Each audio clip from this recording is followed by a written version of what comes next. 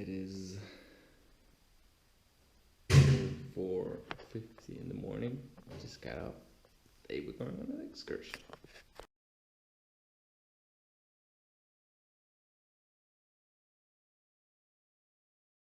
Alright, so it's a little windy. It's now 6:10 and we got the first stop in the excursion with this place.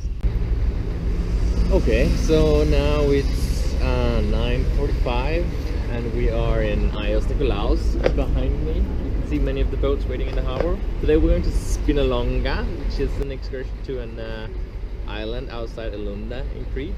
It's a nice island with lots of interesting history, which I think we'll cover today. And of course we also have a swimming stop, so the audio will change since I am bringing two different covers. Right now I'm using the open cover for the audio, but I have to remember to change it or I'll fuck up the camera. We are on the boat now. I'm pretty sure it's Spinalonga over there on the other side of that island. So ahead of us we have Dante's Gate, which is the entrance to the Spinalonga. This is where all the people with leprosy went through. Maybe it's still infectious.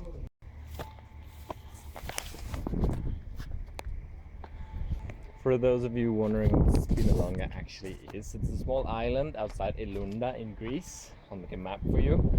And today it's mostly a tourist hotspot. Thousands of tourists come here every single day, pretty much during the summer.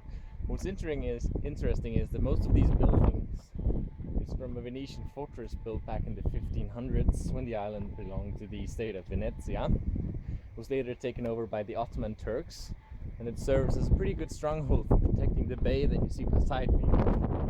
This is the Mirabello Bay, and this fortress pretty much protected all of it.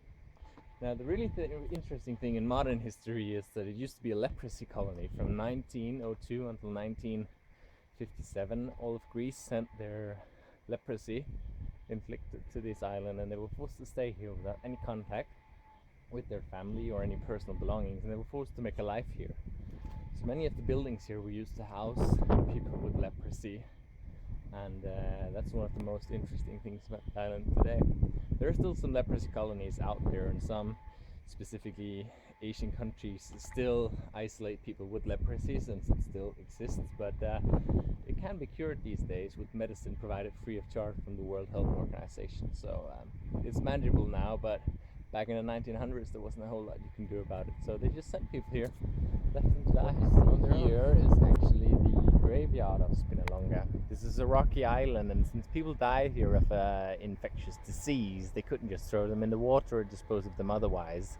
And they were actually buried here on the island since they were not allowed to leave even in death. The actual last person to leave Spinalonga was a Greek Orthodox priest.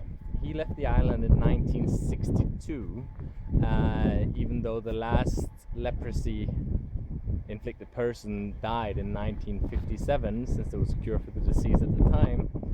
But he stayed behind until 1962 because in the Greek Orthodox Church it's believed that the dead should be honored in a specific period after their death, which would be 5 days, after 40 days, after 5 months, after 1 year, and again after 5 years. So this priest stayed behind alone on the island to honor this Greek Orthodox tradition, and was the last person to leave the island in 1962. It is actually believed by some, because one Venetian cartographer described it, that the island of Spinalonga used to hang together with the island over there. The strait is relatively narrow and it's not very deep either, so might be true, might not be true, but it's only been described by one Venetian cartographer who said that the Venetians separated the island from the other island to create an impenetrable sea fortress, which it remained since it was one of the last islands to fall to the Ottoman Empire once when Crete was assaulted back in the 17th and 16th century. So it's very interesting, but you can't be quite certain because only one person said it, and this guy wants to make the Venetian sound really, really cool. So that's one of the funny things about history, is that you can never be quite certain. You can only trust what is written, and history is often written by the victors in this matter. The tour ends where it all started, with Dante's Gate.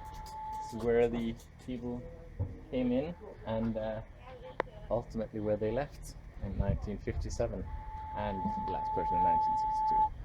So this concludes the tour.